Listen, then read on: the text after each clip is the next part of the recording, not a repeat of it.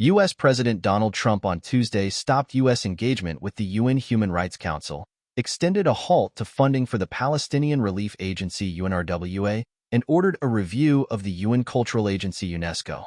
It's got great potential, and based on the potential, we'll continue to go along with it. But they got to get their act together, Trump told reporters. It's not being well run, to be honest, and they're not doing the job. A lot of these conflicts that we're working on should be settled, or at least we should have some help in settling them. We never seem to get help.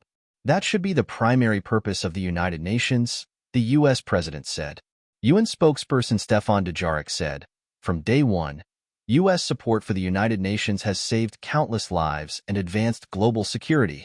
The Secretary General looks forward to continuing his productive relationship with President Trump and the U.S. government to strengthen that relationship in today's turbulent world. Trump said that he was not looking to take away money from the 193-member world body, though he complained that Washington had to pay a disproportionate amount. Washington is the UN's largest contributor, followed by China, accounting for 22% of the core UN budget and 27% of the peacekeeping budget. The UN has said the U.S. currently owes a total of $2.8 billion, of which $1.5 billion is for the regular budget. These payments are not voluntary. UNRWA. Trump's order on Tuesday was largely symbolic and mirrored moves he made during his first term in office from 2017 to 2021.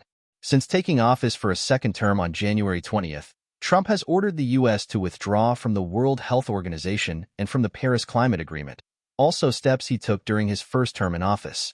The U.S. was UNRWA's biggest donor, providing $300 million to $400 million a year, but former President Joe Biden paused funding in January 2024 after Israel accused about a dozen UNRWA staff of taking part in the deadly October 7, 2023, attack by Palestinian militants Hamas that triggered the war in Gaza.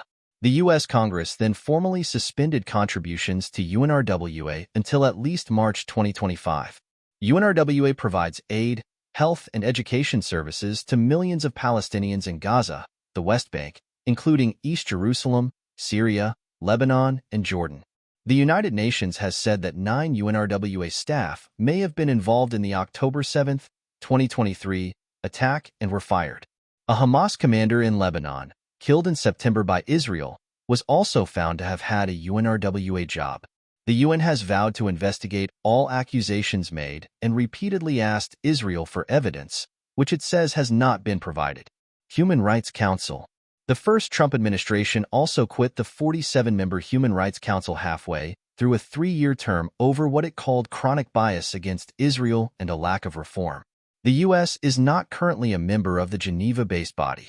Under Biden, the U.S. was re-elected and served a 2022 to 2024 term.